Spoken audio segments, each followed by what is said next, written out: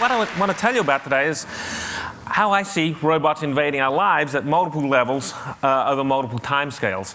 And when I look out in the future, I can't imagine a world 500 years from now where we don't have robots everywhere, assuming, despite all the dire predictions from many people about our future, assuming we're still around, I can't imagine the world not being populated with robots. And then the question is, well, if they're going to be here in 500 years, are they going to be everywhere sooner than that? Are they going to be around in 50 years? Yeah, I think that's pretty likely. There's going to be lots of robots everywhere. And in fact, I think there's going to be a lot sooner than that. And I think we're sort of on the cusp of robots becoming common. And I think we're sort of around 1978 or 1980 in personal computer years where the first few robots are starting to appear. Computers sort of came around through games and toys, and the first computer most people had in the house may have been a computer to play Pong, a little microprocessor embedded, and then other games that came after that. And we're starting to see that same sort of thing with robots, Lego Mindstorms, Furbies. Who here, did anyone here have a Furby? Yeah, there's 38 million of them sold worldwide. They were pretty common. And they're a little tiny robot, a simple robot with some sensors, it's a little bit of processing actuation. On the right there's another robot doll that you could get a couple of years ago. And just as in the early days when there was a lot of sort of amateur interaction over computers, you can now get various hacking kits, how to hack books. On the left there is a platform from Evolution Robotics where you put a PC on and you program this thing with a GUI to wander around your house and do various stuff. And then there's higher price point sort of robot toys, the Sony Aibo, and on the right there is one that the NEC developed, the Pepero, which I don't think they're going to release, but nevertheless, those sorts of things are out there. And we've seen over the last 2 or 3 years lawn mowing robots. Husqvarna on the bottom, Friendly Robotics on top there, an Israeli company. And then in the last 12 months or so, we've started to see a bunch of home cleaning robots appear. Top left one is a very nice home cleaning robot from a company called Dyson in the UK, except it was so expensive, $3,500, they didn't release it. But at the bottom left, you see Electrolux, which is on sale. Another one from Karcher. And the bottom right is one that I built in my lab about 10 years ago, and we finally turned that into a product. And let me just show you that. We're going to give this away, I think Chris said after the talk. This is a robot that you can go out and buy, and it will clean up your floor. And it starts off sort of just going around in ever-increasing circles. If it hits something, can people see that? Now it's doing wall following. It's following around my feet to clean up around me. Actually, let's... oh, who stole my Rice Krispies? They stole my Rice Krispies.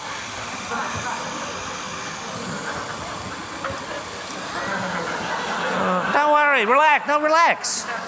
It's a robot, it's smart. See, the 3-year-old kids, they don't worry about it. It's grown-ups that get really upset. I'll just put some crap here. Okay.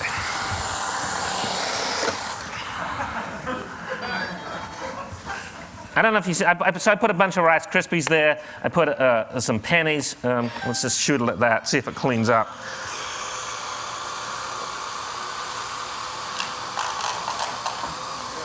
Yeah, okay. So, we'll leave that for later.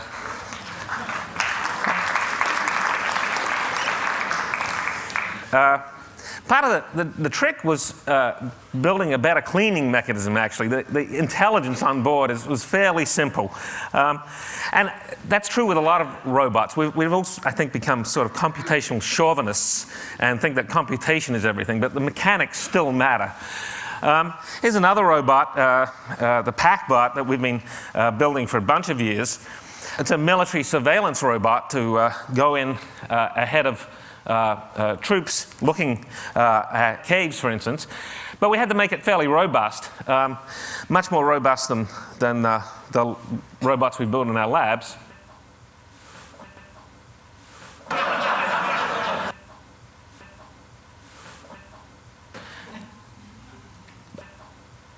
On board that robot is a PC running Linux.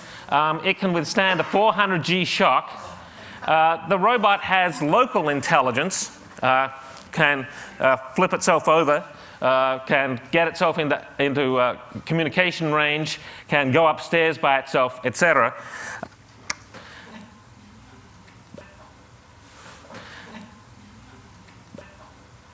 Okay, so it's doing local navigation there. Soldier gives it a command to go upstairs, and it does.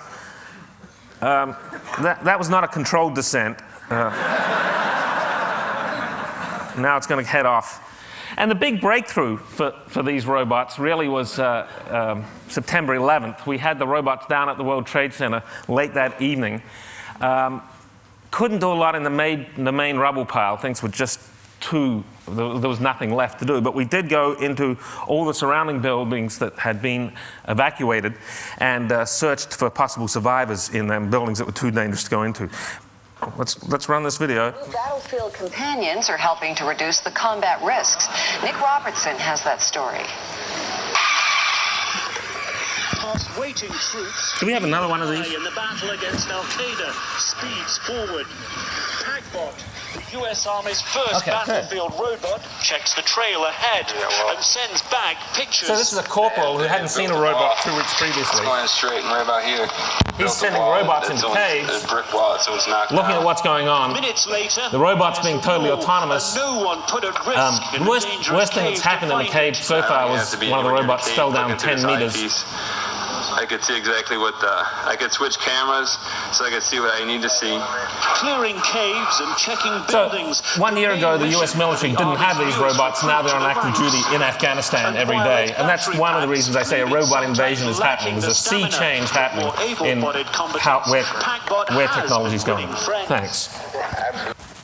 And over the next couple of months, we're going to be sending robots in production down producing oil wells to get that last few years of oil out of the ground. Very hostile environments, 150 degrees C, 10,000 psi, autonomous robots going down doing this sort of work. But robots like this, they're a little hard to program. How in the future are we going to program our robots and make them easier to use? And I want to actually use a robot here, a robot named Chris. Stand up. Thanks for the warning. Yeah. Okay. Come over here. Now notice he thinks robots have to be a bit stiff. He sort of does that. But I'm going to... I'm just British.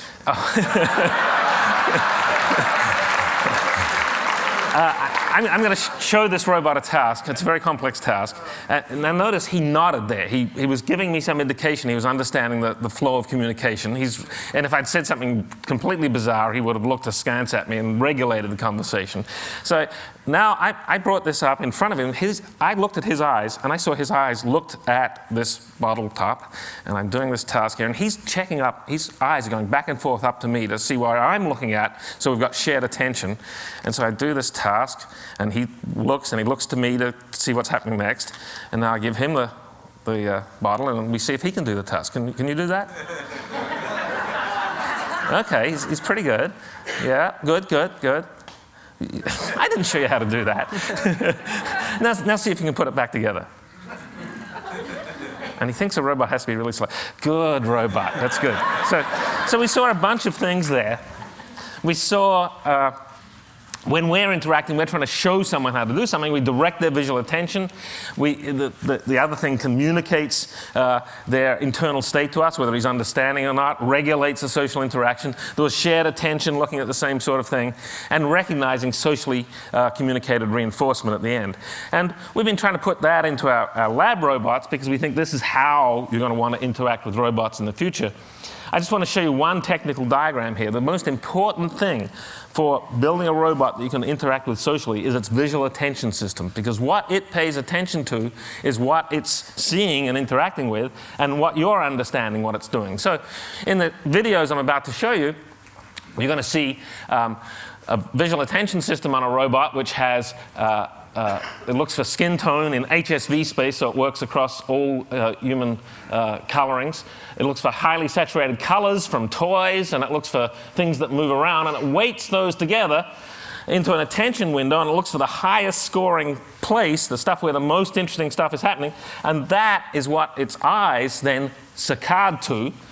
and it looks right at that. At the same time, some top-down sort of stuff might decide that it's lonely and look for skin tone, or it might decide that it's bored and look for a toy to play with. And so these weights change. And over here, on the right, this is what we call the Steven Spielberg Memorial Module. Did people see the movie AI? Yeah, it was really bad. But remember especially when Haley Joel Osment, the little robot, looked at the blue fairy for 2,000 years without taking his eyes off it? Well, this gets rid of that, because this is a habituation Gaussian that gets negative and more intense as it looks at one thing, and it gets bored, so it will then look away at something else. So once you've got that, and here's a robot, here's Kismet, looking around for a toy, you can tell what it's looking at. You can estimate its gaze direction from those eyeballs covering its camera, and you can tell when it's actually seeing the toy. And it's got a little bit of an emotional response here. But it's still going to pay attention to if something more significant comes into its field of view, such as Cynthia Brazil, the builder of this robot from the right. It sees her, pays attention to her. Kismet has an underlying three-dimensional emotional space, a vector space of where it is emotionally, and at different places in that space, it expresses. Can we have the volume on here? Can you hear that now out there? Do you really think so? Do you really think so? So it's expressing its emotion through its face and the prosody in its voice. And when I was dealing with my robot over here, Chris the robot was measuring the prosody in my voice, and so we have the robot measure prosody for 4 basic messages that mothers give their children pre-linguistically. Here we've got naive subjects praising the robot. Bien sûr. Nice robot. You're such a cute little robot. You're so cute. And the robot's reacting appropriately. Kismet. Very good, Kismet. Look at my smile. It smiles. She imitates the smile. This happens a lot. These are naive subjects. Here we ask them to get the robot's attention and indicate when they have the robot's attention. Hey, Kismet. So she realizes she has the robot's attention. Regarde. Ici. Kismet, do you like the toy? Oh. Now here they're asked to prohibit the robot, and this first woman really pushes the robot into an emotional corner. No. No. You're not to do that. No. Not appropriate. No. No. I'm going to leave it at that. We put that together, then we put in turn taking. When we talk to someone, we talk, then we sort of raise our eyebrows, move our eyes, give the other person the idea it's their turn to talk, and then they talk, and then we pass the baton back and forth between each other. So we put this in the robot. We got a bunch of naive subjects in. We didn't tell them anything about the robot. Sat them down in front of the robot and said, talk to the robot. Now what they didn't know was the robot wasn't understanding a word they said, and that the robot wasn't speaking English, it was just saying random English phonemes. And I want you to watch carefully at the beginning of this, where this person, Richie, who happened to talk to the robot for 25 minutes, says, I want to show you something. I want to show you my watch. And he brings the watch center into the robot's field of vision, points to it, gives a motion cue, and the robot looks at the watch quite successfully. We don't know whether he understood or not that the robot... Notice the turn taking. Yeah, I want to show you something. This is a watch that my girlfriend gave me. Yeah, look, it's got a little blue light in it too. Like, I almost lost it this week.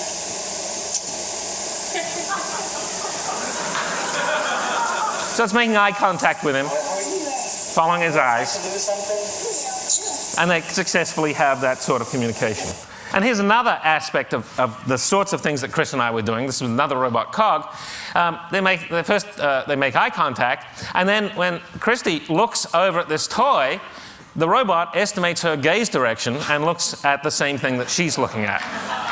So we're going to see more and more of this sort of robot over the next few years in labs. But then the big questions, two big questions that people ask me are, if we make these robots more and more human-like, will we accept them? Will they need rights eventually?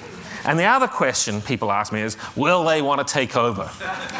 And on the first, this has been a very Hollywood theme with lots of movies. You probably recognize these characters here, where in each of these cases, the robots want more respect.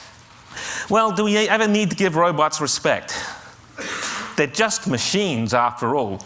But I think, we have to accept that we are just machines, after all. That's certainly what modern molecular biology says about us. You don't see a description of how, molecule A, comes up and docks with this other molecule, and it's moving forward, propelled by various charges, and then the soul steps in and tweaks those molecules so that they connect.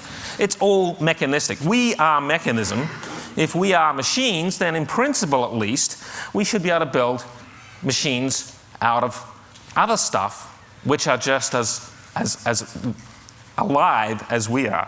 But I think for us to admit that, we have to give up on our specialness in a certain way. And we've had to retreat from specialness under the barrage of science and technology many times over the last few hundred years at least. 500 years ago, we had to give up the idea that we were the center of the universe when the Earth started to go around the sun. 150 years ago, with Darwin, we had to give up the idea we were different from animals. And to imagine, it's always hard for us. Recently we've been battered with the idea maybe we didn't even have our own creation event here on Earth, which people didn't like much. And then the Human Genome said maybe we only have 35,000 genes. And that was really, people didn't like that. We got more genes than that. We don't like to give up our specialness. So, having the idea that robots could really have emotions or that robots could be living creatures, I think is going to be hard for us to accept, but we're going to come to accept it over the next 50 years or so. And the second question is, will the machines want to take over? And here, the standard scenario is that we create these things, they grow, we nurture them, they learn a lot from us, and then they start to decide that we're pretty boring, slow. They want to take over from us, and for those of you who have teenagers, you know what that's like. But Hollywood extends it to the robots, and the question is, will someone accidentally build a robot that takes over from us? And that's sort of like this lone guy in the back garden. I accidentally built a 747. I don't think that's going to happen, and I don't think we're going to deliberately build robots that we're uncomfortable with. They're not going to have a super bad robot. Before that has come to be, a mildly bad robot, and before that a not so bad robot. And we're just not going to let it go that way. So I think I'm going to leave it at that. The robots are coming. We don't have too much to worry about. It's going to be a lot of fun, and I hope you all enjoy the journey over the next 50 years.